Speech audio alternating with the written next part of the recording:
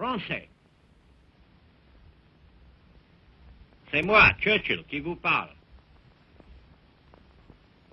Pendant plus de 30 ans, dans la paix comme dans la guerre, j'ai marché avec vous et je marche encore avec vous aujourd'hui sur la vieille route. Cette nuit, je m'adresse à vous dans tous vos foyers, partout où le sort vous a conduit. Et je répète la prière qui entourait vos louis d'or. Dieu protège la France. Ici, chez nous, en Angleterre, sous le feu du Boche, nous n'oublions jamais quel lien et quelle attache nous unissent à la France. Nous continuons à lutter de pied ferme et d'un cœur solide pour que la liberté soit rétablie en Europe, pour que les braves gens de tous les pays soient traités décemment et pour amener ainsi le triomphe de la cause qui nous a fait ensemble tirer l'épée. Quand des années de gens se trouvent bousculés par les attaques et assommés par les coups que le portent des coquins et de vils malfaiteurs, ils doivent prendre bien garde de ne pas se laisser aller à se dresser les uns contre les autres. Les Allemands essaient toujours de provoquer des querelles, et naturellement, dans le malheur, dans la guine, bien des choses arrivent qui font le jeu de l'ennemi. Il nous faut simplement faire de notre mieux et prendre les choses comme elles viennent. Ici, dans cette ville de Londres, que Herr Hitler prétend réduire en cendres et que ses avions bombardent en ce moment, nos gens tiennent bon. Notre Royal Air Force a fait plus que de tenir tête à l'ennemi.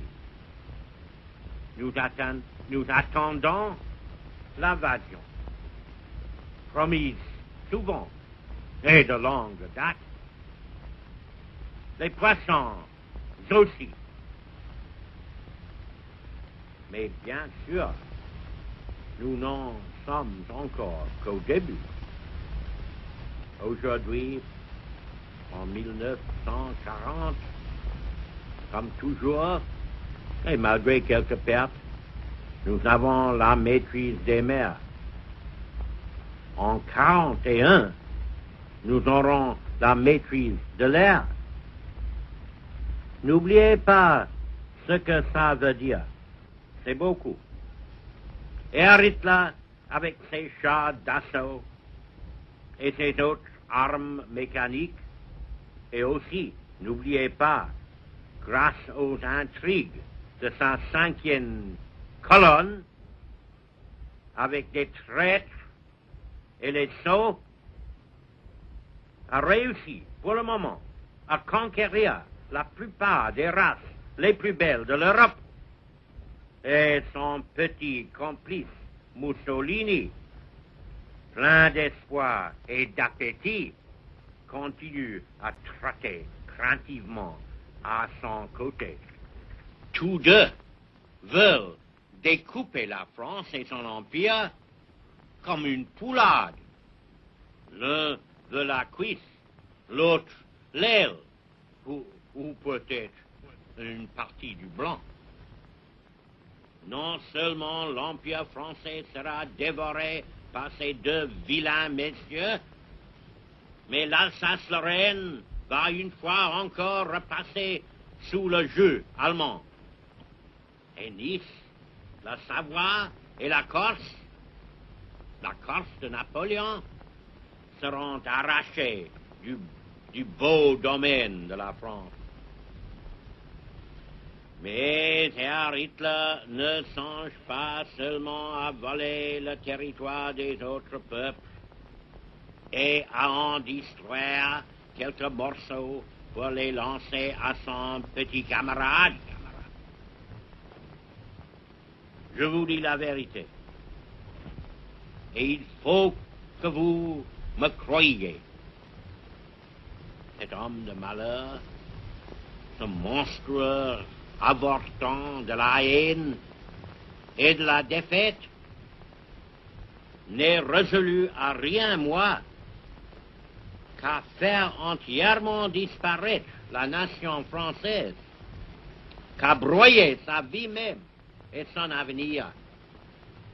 Il se prépare par toutes sortes de moyens sournois et féroces à tarir pour toujours les sources de la culture et de l'inspiration française dans le monde. S'il est libre d'agir à sa guise, toute l'Europe ne sera plus qu'une boucherie uniforme offerte à l'exploitation, au pillage et à la brutalité des gangsters nazis. Si je vous parle aussi carrément, excusez-moi, mais ça n'est pas le moment de mâcher les mots. Ce ne sont pas les conséquences de la défaite que la France va aujourd'hui avoir à subir de la main des Allemands. Elle va parcourir toutes les étapes d'un anéantissement complet.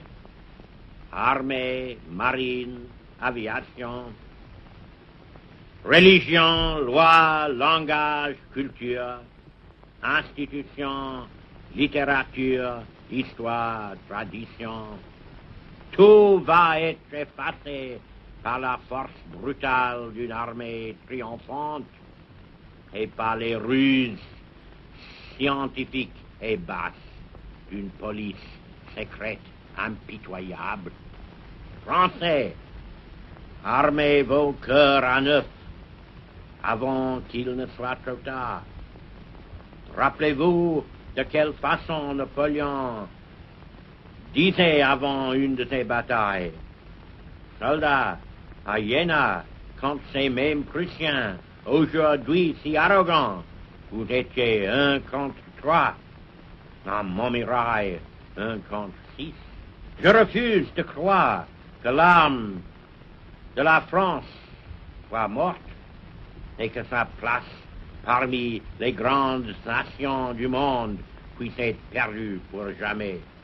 Tous les complots et tous les crimes derrière Hitler sont en train d'attirer sur sa tête et sur son régime un châtiment que beaucoup d'entre nous verront de leur vivant. Il n'y aura pas si longtemps à attendre. L'aventure suit son cours. Nous sommes sur sa piste. Et nos amis de l'autre côté de l'Atlantique y sont aussi. Et vos amis de l'autre côté de l'Atlantique y sont aussi. Si lui ne peut pas nous détruire, nous sommes sûrs de le détruire avec toute sa clique et tous leurs travaux. Ayez donc espoir et confiance. Rira bien qui rira le dernier. Maintenant, nous autres Britanniques, qu'avons-nous à vous demander aujourd'hui, dans ce moment si dur? Ce que nous vous demandons, au milieu de nos efforts pour remporter la victoire que nous partagerons avec vous, c'est que, si vous ne pouvez pas nous aider, au moins vous ne nous fassiez pas obstacle. Le jour viendra où vous pourrez et où vous devrez renforcer le bras qui frappe pour vous. Cependant, nous comptons que les Français, où qu'ils soient, se sentiront le cœur réchauffé et que la fierté de leur sang tressaillira dans leurs veines chaque fois que nous remporterons un succès dans les airs, sur mer, ou plus tard, et ça viendra, sur terre. N'oubliez pas que nous ne nous arrêterons jamais, que nous ne nous lasserons jamais, que jamais nous ne céderons, et que notre peuple et notre empire tout entier se sont voués à la tâche de curer l'Europe de la pestilence nazie et de sauver le monde d'une nouvelle barbarie. Ne vous imaginez pas comme la radio contrôlée par l'Allemagne essaie de vous le faire croire que nous autres Anglais cherchions à saisir vos navires et vos colonies. Ce que nous voulons, c'est frapper jusqu'à ce qu'Hitler et l'hitlérisme passent de vie à trépas. Nous ne voulons que ça, mais nous le voulons sans cesse. Nous le voudrons jusqu'au bout. Nous ne désirons rien de quelque nation que ce soit, si ce n'est le respect. Parmi les Français, ceux qui se trouvent dans l'empire colonial et ceux qui habitent la France, soi-disant inoccupés, peuvent sans doute, de temps à autre, trouver l'occasion d'agir utilement. Je n'entre pas dans les détails. Les oreilles ennemies nous écoutent. Les autres, Français,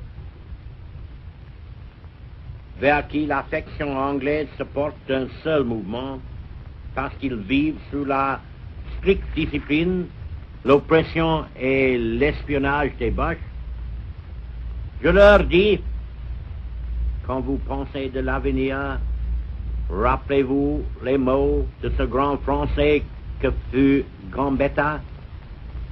Il les prononça après 1870 à propos de l'avenir. Pensons-y toujours, n'en parlons jamais.